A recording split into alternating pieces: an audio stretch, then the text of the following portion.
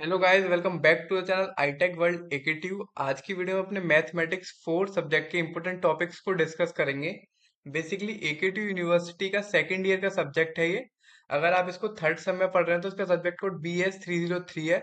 अगर आप इसको फोर्थ सेम में पढ़ रहे हैं तो इसका सब्जेक्ट कोड BS 403 होगा। सो स्टार्ट करते हैं यूनिट नंबर 1 से।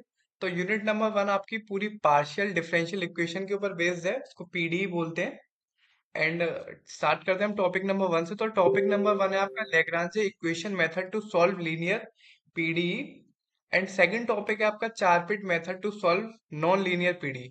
Basically linear and non linear partial differential equation पर एक क्वेश्चन 101% आएगा 7 मार्क्स का। एंड हो सकता है 2 मार्क्स में भी ये क्वेश्चन आ जाए, तो आप इन दोनों टॉपिक को अच्छे से कर लेना। अब बात करते हैं थर्ड टॉपिक की, वह homogeneous linear partial differential equation. And second है non homogeneous linear partial differential equation. इन दोनों पर किसी एक पे क्वेश्चन आएगा। एंड 7 मार्क्स में लॉन्ग क्वेश्चन बनेगा, 2 मार्क्स में क्वेश्चन नहीं आता इसका, 7 मार्क्स में क्वेश्चन आएगा। एंड लास्ट टॉपिक है हमारा यूनिट नंबर 1 में से, वह equation reducible to linear PD. ये भी 7 मार्क्स में आएगा। इस साल न्यू टॉपिक ऐड हुआ है ये। एंड वन मोर थिंग, पहले ये एग्जाम 100 मार्क्स का आता था, लेकिन अब न्यू सिलेबस के अकॉर्डिंग ये 70 मार्क्स का है। तो सिलेबस आपका काफी रिड्यूस हुआ है, काफी इजी हो गया सिलेबस। तो अब अगर आपने अभी तक कुछ नहीं पढ़ा मैथ्स 4 में, तो आपको कोई टेंशन लेने की जरूरत नहीं है। मैं आपको लास्ट में बताऊंगा कि आप कम टाइम में, इवन 1 डे में भी कैसे मैथमेटिक्स 4 को क्लियर कर सकते हैं। अब मूव करते हैं सेकंड यूनिट की तरफ। सेकंड यूनिट है हमारी application of partial differential equation and Fourier transform. ये भी बेसिकली बिल्कुल न्यू ही यूनिट ऐड हुई है। सो इसमें फर्स्ट टॉपिक है method of separation of variable. Separation of variable का मेथड, इसका एक क्वेश्चन आएगा 7 मार्क्स में। अब बात करते हैं सेकंड टॉपिक की। So one dimension and two dimensional में क्वेश्चन आएगा। पहला आएगा हीट इक्वेशन का या फिर वेव इक्वेशन का। सो देखो, ये दोनों ट्रिकी है, मैं आपको समझाता हूँ क्योंकि टाइम आपके पास कम रहेगा। अगर वन डायमेंशनल में सॉल्व करने के लिए आया, तो आपके पास या तो हीट इक्वेशन का आएगा या फिर वेव इक्वेशन का आएगा, किसी एक का आएगा। तो आप किसी एक का अच्छे से कर लेना। अगर वन डायमेंशनल में नहीं आया तो 101% टू डायमेंशनल में आएगा, जिसके चांसेस ज्यादा है। अगर हार्ड पेपर आया तो टू डायमेंशनल में ही क्वेश्चन आएगा। तो ये आएगा आपका किसका, लाप्लास इक्वेशन का। ठीक, तो 7 मार्क्स में मोस्ट इंपोर्टेंट है ये दोनों क्वेश्चन। एंड अब बात करते हैं टॉपिक नंबर 4 की, वो है आपका complex Fourier transform, Fourier sine and cosine transform. ये भी 7 मार्क्स का क्वेश्चन बन सकता है आपका। फिफ्थ है आपका application of Fourier transform in PD. ये 2 मार्क्स में इसके आने के चांसेस है। अब मूव करते हैं यूनिट नंबर 3 की तरफ। सबसे छोटी सबसे इजीएस्ट यूनिट आपकी यूनिट नंबर 3 है। तो यूनिट नंबर 3 में पहला क्वेश्चन आपको करना है मूवमेंट्स एंड स्क्यूनेस का। सिंपल यूनिट है, इसमें कुछ नहीं करना आपको, बस फॉर्मूले याद कर रहे हैं और बाकी ये पूरी स्टैटिक्स के ऊपर बेस्ड है। इसको हिंदी में सांख्यिकी बोलते हैं, यानी संख्या के ऊपर बेस्ड है। तो आपको एकदम धड़ाधड़ कैलकुलेटर चलाना आना चाहिए और फॉर्मूले याद होने चाहिए। यूनिट नंबर 3, 4, 5 इजिली आपकी हो जाएगी। सेकंड टॉपिक है आपका कर्टसिस। इस पे भी 7, इन दोनों में से किसी एक पे 7 मार्क्स का 101% क्वेश्चन आएगा। एंड मूवमेंट्स एंड स्क्यूनेस का ही आएगा 101%।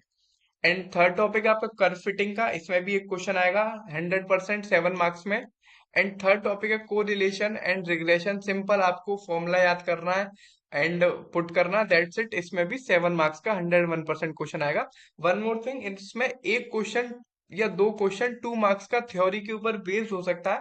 सो अगर आपके पास टाइम है तो एनपी वाली बुक में से क्वेश्चन चेक लगा सकते हो प्रैक्टिस के लिए। अगर टाइम भी नहीं है कोई दिक्कत नहीं, सीधे क्वांटम उठाओ और 2 नंबर वाले क्वेश्चन देख लो, और ये इसके जितने भी क्वेश्चंस पहले आ चुके हैं उनको प्रैक्टिस कर सकते हो आप। अब मूव करते हैं यूनिट नंबर 4 की तरफ। तो यूनिट नंबर 4 का पहले जो सिलेबस था वो काफी ज्यादा वाइड था, लेकिन अब तो काफी कम कर दिया है, प्रोबेबिलिटी काफी कम कर दी है। बस अब डिस्ट्रीब्यूशन और रैंडम वेरिएबल रह गया, बेस थ्योरम वगैरह सब हटा दिए, तो काफी इजी सिलेबस हो गया आपका। तो इसमें आपको यूनिट नंबर 4 में पहला टॉपिक करना है रैंडम वेरिएबल, दूसरा करना है एक्सपेक्टेशन एंड वेरिएंस। इन दोनों में से किसी एक पे 7 मार्क्स का 101% क्वेश्चन आएगा। दूसरा है आपका third topic binomial distribution. And fourth है पॉइजन डिस्ट्रीब्यूशन। इसमें से भी देखो, प्रायोरिटी में आपको बताते जा रहा हूँ, वो चेक करते रहना। इसमें से भी किसी एक पे 7 मार्क्स का क्वेश्चन आएगा। आप इसमें से कोई एक करना, अगर आपके पास टाइम है तो दोनों अच्छे से कर लेना। And fifth most important topic है यूनिट नंबर 4 का नॉर्मल डिस्ट्रीब्यूशन। इस पे हमेशा एक क्वेश्चन आता है 7 मार्क्स का, इसको जरूर कर लेना। अब मूव करते हैं अपनी लास्ट यूनिट। ये भी आपकी स्टैटिस्टिकल टेक्निक्स पर ही बेस्ड है, यूनिट नंबर 3, 4, 5। तो इसका भी काफी कम कर दिया सिलेबस। पहले एनोवा आता था, एनालिसिस ऑफ वेरिएशन, तो वो अब इसमें नहीं है। तो यूनिट नंबर 1 आपकी है। यूनिट नंबर 5 में पहला टॉपिक आपको करना है टी टेस्ट का, दूसरा टॉपिक करना है जेड टेस्ट का। तो ये 101%, इसमें से कोई एक क्वेश्चन आएगा 7 मार्क्स का। एंड यूनिट नंबर 3 एंड 5 में से 2 2 मार्क्स में क्वेश्चन जरूर बनेंगे थ्योरी के। हो सकता है आपसे ये पूछ ले टेस्ट क्या होते हैं, इनके टाइप्स क्या होते हैं, तो ये आप देख लेना। थर्ड आपका है चाई स्क्वायर टेस्ट, इसके भी 100% चांसेस है 7 मार्क्स में ये क्वेश्चन आएगा। फोर्थ आपका है control charts. Control charts basically 3 type के होते हैं, N NP and C charts. इसमें से कोई सा भी आ सकता है रैंडम उठ करके, तो 100% 7 मार्क्स में ये जरूर कर लेना। सो अब मैं बात करता हूँ, अगर आपके पास टाइम कम है, इवन 1 डे भी है, तो आप अपनी मैथमेटिक्स 4 को कैसे क्लियर करेंगे। तो एक चीज मैं आपको क्लियर कर दूं, आपकी जो यूनिट नंबर 1 एंड 2 है, वो पूरी ही कैलकुलस के ऊपर बेस्ड है, यानी इंटीग्रेशन डिफरेंशिएशन के ऊपर। सो कैलकुलस में आपको पहली यूनिट में complementary function and PI CF और पीआई होता है, इसके ऊपर बेस्ड है। तो अगर आपने यूनिट नंबर 1 पहले क्लास में कभी रिवाइज करी है, 1 और 2 पढ़ी भी है ध्यान से, तो सबसे पहले आप अपने यूनिट नंबर 1 को क्लियर करना। अगर आपने यूनिट नंबर 1 2 और कैलकुलस पर आपकी कमांड बहुत वीक है, तो कुछ नहीं करना, आपको सीधे यूनिट नंबर 3 उठानी है। इवन 1 घंटे की भी यूनिट नहीं है पूरी इसमें। सिंपल यूनिट नंबर 3 उठाना, कैलकुलेटर उठाना, और फॉर्मूला लेकर के ये जो क्वेश्चन है इन पे धड़ाधड़ बिल्कुल कैलकुलेटर चलाना आना चाहिए आपको। सारे क्वेश्चन सिंपल फॉर्मूला में बस पुट करनी है वैल्यू, सिंपल सारे क्वेश्चंस हो जाएंगे आपके। यूनिट नंबर 3 आपकी इजीएस्ट यूनिट है, पूरी स्टैटिक्स के ऊपर बेस्ड है। फिर आपकी यूनिट नंबर 4, ये भी काफी इजी हो गई है, पहले थोड़ी सी हार्ड थी क्योंकि उसमें प्रोबेबिलिटी थी। तो आपकी डिजिट्स पर कमांड अच्छी है, तो यूनिट नंबर 4 फिर करना यूनिट नंबर 5। ये आपकी सबसे ज्यादा इजीएस्ट यूनिट है। मैं आपको एक बार प्रियोरिटी बता देता हूँ इजीएस्ट यूनिट की। तो इजीएस्ट यूनिट आपकी third, then fourth, then fifth. 3 unit भी अच्छे से कर लोगे, इनके क्वेश्चन क्वांट इवन एनपी वाली बुक में से भी नहीं, क्वांटम में से भी लगा दोगे ना, तो ये काम हो जाएगा। And one more thing, 2 marks में इनमें क्वेश्चन आएंगे, टेस्ट क्या होता है, टेस्ट कितने प्रकार के होते हैं, and statics movements, mean median, ये सब पूछ सकता है 2 मार्क्स में। उसके बाद यूनिट नंबर 1 आप अच्छे से कर लेना, सीएफ और पीआई वाले क्वेश्चन। लास्ट में टाइम बचता तो तब यूनिट नंबर 2 करना, क्योंकि लेंथी यूनिट है और काफी डिफिकल्ट है। जिनको कैलकुलस अच्छे से नहीं आती उनको काफी हार्ड पड़ेगी। तो सिंपल आप यूनिट नंबर 3, 4, 5 फर्स्ट प्रायोरिटी पे रखना, देन 1। अगर टाइम बचता तो लास्ट में 2 करना। और चाहो तो आप यूनिट नंबर 2 छोड़ भी सकते हो, because 4 unit more than enough है, आपको 70 में से 60 मार्क्स आराम से आ जाएंगे। So all the best. बाकी वीडियो अच्छी लगी हो तो इसको लाइक जरूर करें।